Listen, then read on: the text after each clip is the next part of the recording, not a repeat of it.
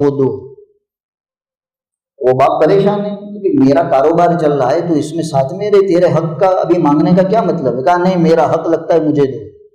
تو وہ سوال پوچھا انہوں نے کہ بھائی کس کا کتنا حق لگتا ہے. ظاہر ہے کہ کوئی حق نہیں. اگر تم کو باپ کے ساتھ نہیں رہنا تو تم ویسے ہی جاؤ. باپ سے ہی مطالبہ کرنا کہ مجھے حق دو. باپ کی حیاتی میں اولاد کا بیٹا ہو کہ بیٹی ہو 1 روپیے کا حق نہیں ہے.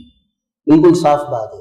اگر ایسے اولادوں کو باپ کے ساتھ رہنا نہیں ہے, الگ مکان چاہیے, الگ کاروبار چاہیے, تو وہ خود اپنے طور سے اس کا انتظام کرے.